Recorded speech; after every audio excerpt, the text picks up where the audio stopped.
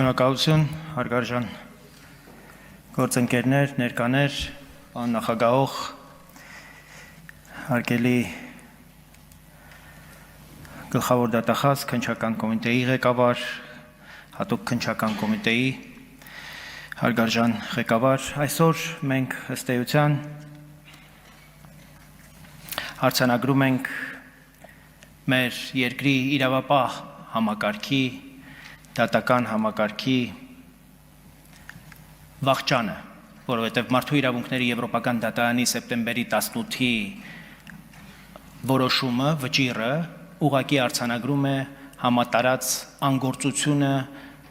17 տարվա եւ ես կարծում եմ, որ մենք շանս ունենք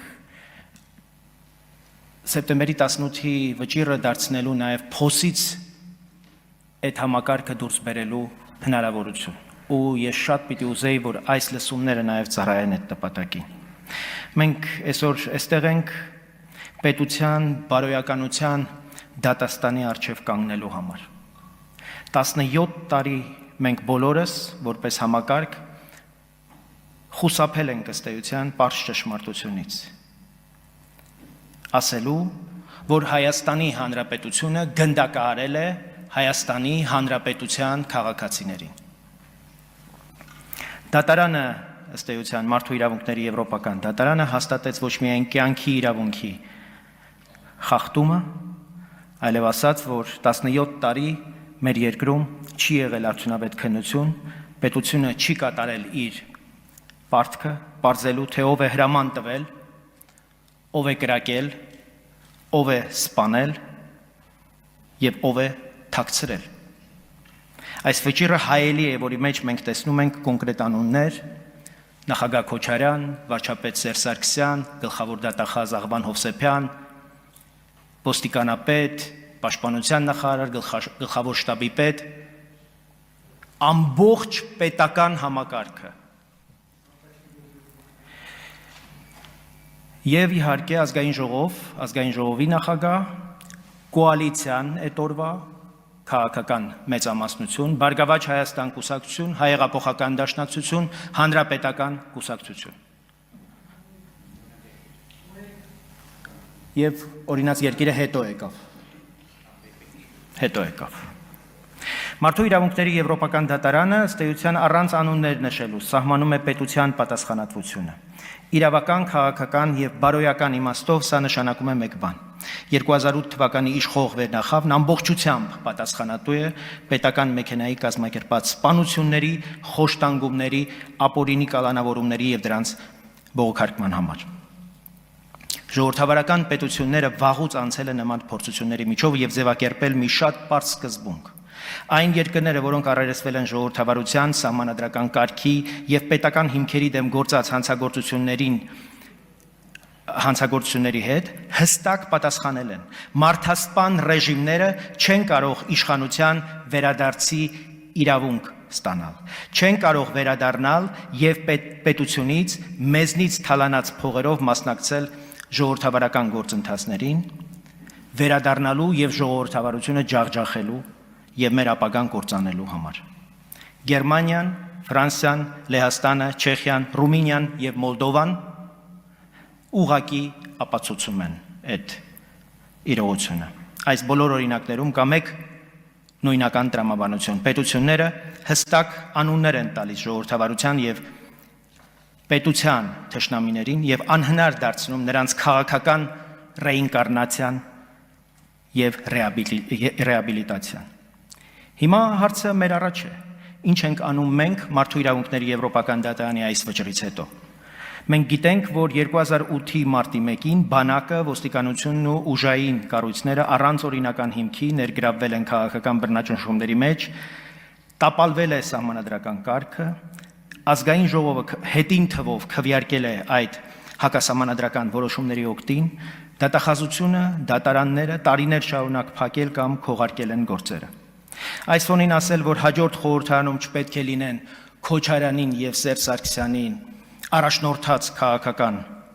ուժերը, իհարկե ճիշտ է եւ մենք աջակցում ենք այդ հայտարարությունը, բայց իրավաքաղաքական առումով չափազանց անբավարար ենք համարում։ Դրան պիտի հաջորդեն կոնկրետ գործողություններ եւ այս քաղաքական մարմինը պիտի զբաղվի առաջին հերթին դրանով։ Եթե դա չի ամրագրվում օրենքով, եթե մենք չենք ստեղծում լյուստրացիոն մեխանիզմ, այդ խոսքը մնում է ցանկություն, ոչ թե պետության կամք։ Մեր գլխավոր խնդիրն է, որպեսզի մարտի 1-ի ոչրագործության ամբողջ այդ գործողությունը, այդ հանցագործությունը իրականացրած պետական բոլոր մարմինները, ազգային անվտանգության ծառայություն, ոստիկանություն, պաշտպանության նախարարություն, գլխավոր շտաբ, որոնց ըստ էության այդ գործողություններին, այո, մասնակցել եւ հովանավորել է գլխավոր դատախազությունը եւ դատական համակարգը ամբողջությամբ աջակցել է այս գործողություններին, նրանց պետք է տրվի իրավական եւ քաղաքական գնահատական։ Սրա մասին ես խոսել եմ նախորդ գումարման ազգային ժողովում, սա ուղղակի է մարդու իրավունքների եվրոպական դատարանի վճիռը, ուղղակի մեր պետության անցած տարիների 17 տարիների իրավաքաղաքական գնահատականն է, թե ինչից է բաղկացած, ինչ բանդիտներից է բաղկացած եղել մեր քաղաքական եւ իրավական քաղաքականություն մշակող ուրեմն ամբողջ վերնախավը։ Շնորհակալություն։ Հարգելի նախագահող, հարգելի ներկաներ, 2018 թվականին Հայաստանում տեղ ունեցավ հեղափոխություն։ Քաղաքացիական պայմանագիր կուսակցությունը հայտարարեց, որ մինչ այդ իշխանությունը բռնի կերպով էր զավթված եւ հեղափոխությունը այն վերադարձրեց ժողովրդին։ Այս գնահատականին ես լիովին համամիտ եմ։ Սակայն 18 թվականից ի վեր բազմաթիվ քաղաքացիների կողմից, այդ թվում հանուն հանրապետության կուսակցության կողմից հետևողականորեն առաջարկվել, հորդորվել, պահանջվել, նաև խնդրել ենք, որ այդ բռնազավթման փաստին տրվի իրավաքաղաքական գնահատական։ Անհրաժեշտ էր գնահատել առնվազն 2000 թվականի մայիսից մինչև 18 թվականի մայիս նկատած ժամանակաշրջանը։ Այդ գնահատականը ոչ միայն պատմական արդարության վերականգնում կլիներ, այլ նաև կնշանակեր հեղափոխության իրական սերտիֆիկացումը։ Ինչ կնշանակեր այդ իրավաքաղաքական գնահատականը։ Այն կնշանակեր, որ այդ տարիներին իշխանության մաս կազմած պաշտոնյաները պետք է զրկվեին քաղաքականությամբ զբաղվելու իրավունքից։ Ինչու, որովհետև նրանք մասնակցել են իշխանության ուզուրպացմանը, պետության բզկտմանը եւ հասարակության կեղեքմանը։ Իսկ ինչ կտար դա մեզ։ Այդ քայլը թույլ չէր տա, որ 2021 թվականի խորհրդարանում ընդդիմադիր հատվածը փաստացի բռնազավթվեր եւ Գյումրի քաղաքում տեղ ունենար նույնը։ Եվ այսօր կարող է կանխել, որ նույն ուժերը փորձեն օկուպացնել 2026 թվականի ազգային ժողովի ընդդիմադիր հատվածը, ինչպես արվել է Երևանում եւ Վաղաշապատում։ Հարգելի իշխանություն, մարդու իրավունքների եվրոպական դատարանի վերջին որոշումը մեզ բոլորիս տվել է եզակի հնարավորություն իրականացնել այն, ինչ պետք է արվեր դեռ 2018 թվականից ի վեր։ Ավելին, հաշվի առնելով Մոլդովայում տեղ ունեցած վերջին զարգացումները եւ այնտեղ կիրառվող հիբրիդային պատերազմը, որպես իշխանություն պետք է ոչ թե թույլատրել, որ Ռուսաստանի կողմից Հայաստան գործողված եւ մեր դեմ հիբրիդային պատերազմ վարող մեր ձևով շարժումը գրանցվի որպես կուսակցություն, այլ ընդլայնել այլ իրավաքաղաքական գնահատականը։ Պետք է բացառել, որ մեր երկրի դեմ ուղղակի կամ անուղղակի մասնակցություն ունեցող ուժերը, Մար Հայաստան, Հայրենիք, Հաղթանակ եւ նմանատիպ այլ հակապետական եւ ապաքաղաքական կուսակցությունները վերադառնան կամ պահպանեն ներկայությունը հայկական քաղաքական դաշտում։ 2026 թվականի խորհրդարանում տեղ պետք է զբաղեցնեն այն քաղաքական ուժերը, որոնք աշխատելու են հանուն Հայաստանի Հանրապետության ամրապնդման եւ հարատևության, այլ ոչ թե նրա կազմաքանդման։ Սա մեր պետության կենսական անվտանգության հարցն է, սա մեր անկախության պահպանման հարցն է, սա մեր ապագայի հարցն է։ Շնորհակալություն։ Հարգելի նախագահ պարոն Բակոյան, հարգելի ներկաներ, հարգելի տիկին գլխավոր դատախազ, քննչական եւ հակակոռուպցիոն կոմիտեների հարգարժան նախագահներ, պատգամավորներ, ներկաներ։ Հարցը հնչեց արդեն, ինչ է տեղի ունեցել մարտի 1-ին եւ ինչու։ Սա սովորական, թեկուզ եւ ծանր, թեկուզ եւ մասշտաբային, բայց սա սովորական հանցագործություն չէր, եթե սրա տակից հանում են քաղաքականությունը։ Ինչու դա տեղի ունեցավ։ Որովհետեւ Հայաստանը որպես պետություն զավթվել էր կազմակերպված քրեական խմբավորման կողմից եւ պետությունը վերածվել էր հանցագործությունների գործիքի։ Սերիական հանցագործությունների գործիքի, որոնցից մեկն էլ այո մարտի 1-ն էր։ Մարտի 1-ը միայն սպանություններ չեն, այլև հարյուրավոր վիրավորվածներ, հազարավոր բռնաճնշումների ենթարկվածներ։ Մարտի 1-ը նաև բռնաբարված Աղվան Հովսեփյանի կողմից հավաքական իրավաբանությունն է Հայաստանում, այլանդակված մինչև հիմա, որ դատաիրավական ռեֆորմը իշխանությունը գցել է ոտին։ Եվ արդյունքում մենք ստանում ենք այլանդակ որոշումներ դատարաններում։ Այս վնասը Հայաստանում դեռ հաղթահարված չէ։ Որն է չափանիշը, որ մենք պետք է համարենք, որ սեպտեմբերի 18-ի դատավճիռն իրականացված է, առանց դրա շատ հստակ քաղաքական մասի, իրավաքաղաքական մասի, մենք չենք կարող արձանագրել, որ դատավճիռը կատարված է Հայաստանի Հանրապետության կողմից։ Նախ եւ առաջ այս դատավճիռը հիմք է քաղաքական լուստրացիայի համար։ Մարդկանց սպանել է պետությունը ըստ այս դատավճիռի։ Պետությունն ունեցել է իշխանություն, իշխանությունը ունեցել է գլուխ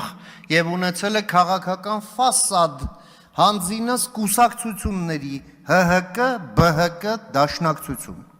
որոնց ներկայացուցիչները թող ներող լինեն ներկաները, ահա այստեղ նստած իշխանությունը իրենց կոչում է մեր հարգելի ընդդիմադիր գործընկերներ, 4 բառն էլ սուտ է, մերը չեն, հարգելի չեն, ընդդիմադիր չեն, այլ պետության թշնամին են եւ գործընկերել չեն։ Տարեք գցեք։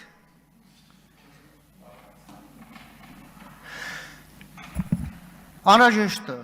այ օրենք է անհրաժեշտ եւ այդ կուսակցությունները պետք է լուծարվեն։ Ի վերջո դրանով անցել են իսպանացիները, երբ ձերբազատվել են Ֆրանկոյի բռնապետությունից, պորտուգալացիները Սալազարից, հա։ Լեհաստանը եւ Բալթյան երկրները կոմունիստական բռնապետությունից։ Հայաստանն այնպես չի, որ նրանք ժողովրդավարությունից բան չեն հասկանում, իսկ ստեղ մեզ բացատրում են, թե չէ դե կարող է ժողովրդավարական չի, այսպես չի, այնպես չի, օրակարգում նման հարց չունենք։ Ոչ, մենք ռումբի վրա ենք նստած մինչև հիմա եւ հենց ձեր ընդդիմադիր սիրելի գործընկերներն են ձեզ ռմբակոծում, մեր ներվերն էլ քայքայում ամեն օր։ Էլ չեմ ասում, քանի հատ տերորիստական խումբ է բռնվել ստեղ, որ գալիս է իրենց սիրելի երկրից, չէ՞, որի հետ միութենական պետության մեջ մտնելու հարցը պատրաստ են քննարկելու։ Խնդրեմ, սենց քաղաքականություն չի լինում։ Դրա համար էլ այո, նրանք մարդ են սպանել եւ պատրաստ են մարդ սպանելու, եթե միայն թե հնարավորություն լինի ձեռներում։ Ուրեմն ռեզումեն հետեւյալն է. ժողովրդավարությունը բարիք է, բայց այն պետք է լինի բռունցքներով։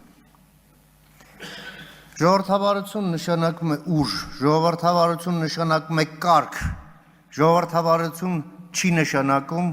լխկած շիլաշփոթ մի վիճակ, երբ ամեն տեղից վերկացողը խելքին փչածը կվերկենա ու կասի ու անպատիժ ձևով։ Ու սա էլ համարում եք ժողովրդավարություն։ ամոթավակի։ Եվ ուրեմն ի գործ մենք հետևելու ենք դեպքերի ընթացքին եւ մեր գնահատականներով երևի թե հնարավորություն կունենանք հասկանալ թե ինչ ենք մտածում այս ընթացքի մասին, բայց մարտի 1-ի էջը փակելը բոլորիս պատվի հարցն է, քաղաքացիների, պետության, իրավապահ մարմինների, դատախազության բոլորիս, ով իրեն համարում է Հայաստանի Հանրապետության քաղաքացի, շնորհակալ եմ ուշադրության համար։ Շնորհակալություն։